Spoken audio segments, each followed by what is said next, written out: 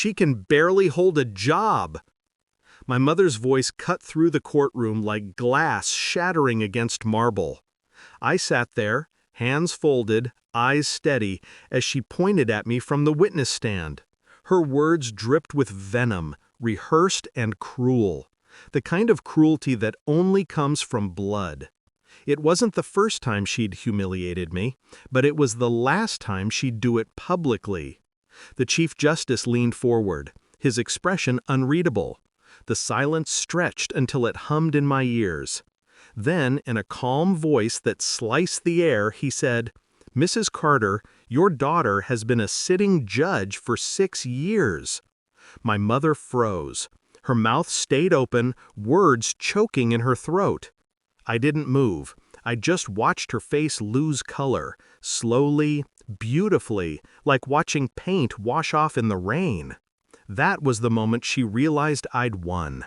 She'd always underestimated me. Growing up, I was her favorite target. If something broke, I'd done it. If she was angry, I was the reason.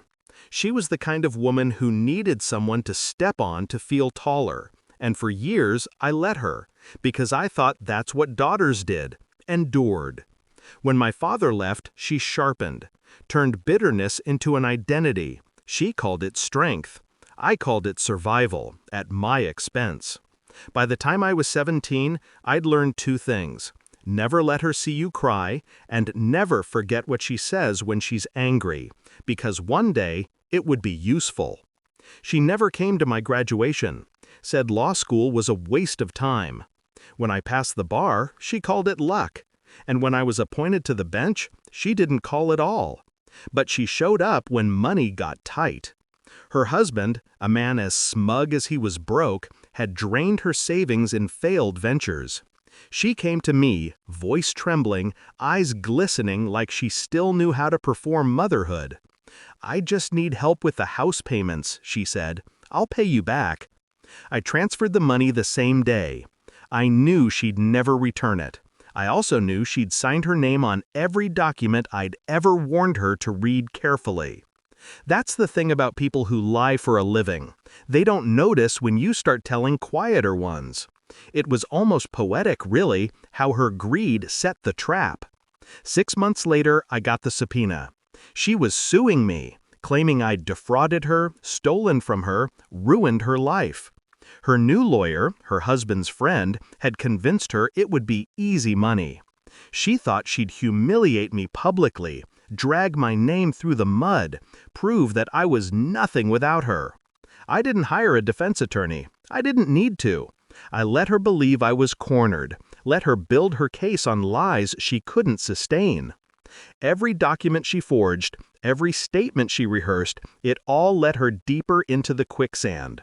I'd been collecting, quietly, bank transfers, voice messages, emails where she admitted to taking funds, legal documents she'd signed without reading. I didn't even need to expose them all. I just needed the right moment to let the truth bleed through. The courtroom smelled like wood polish and tension. She took the stand, confident at first, painted me as unstable, irresponsible, ungrateful. The crowd shifted uneasily. Her lawyer smirked. Then the Chief Justice, who knew me personally from years of judicial service, interrupted. "Mrs. Carter," he said, "you're accusing a sitting judge of embezzlement?" The room went still. She blanked. A what?" He repeated, slower this time. "Your daughter has been a district judge for 6 years." Her hands trembled on the stand. "That's not possible." I tilted my head. "Just slightly. It is." Her face broke. Disbelief first, then horror. She looked at me like she'd never seen me before. Maybe she hadn't. Maybe she never wanted to. Because in her version of me, I was small, manageable, forgettable. But that version of me died the day I stopped begging for her love and started learning her weaknesses. The case was dismissed before lunch. The Chief Justice reprimanded her for perjury and wasting the court's time. Her husband vanished days later. Turns out the financial records I'd provided to the authorities had some interesting irregularities tied to his name. She lost the house next, then the car. Now she lives alone in a rented apartment, writing angry letters to newspapers that never publish them. Sometimes she calls, leaves messages, always the same line. "I was just trying to protect you." I don't answer, because she was right about one thing. She did protect me, just not in the way she thinks. Her cruelty taught me precision. Her lies taught me patience. Her betrayal taught me how to win silently. When I sit behind my bench now, robe heavy on my shoulders, I sometimes think of that day. The courtroom, her voice breaking, the way the truth cut cleaner than any verdict I've ever delivered.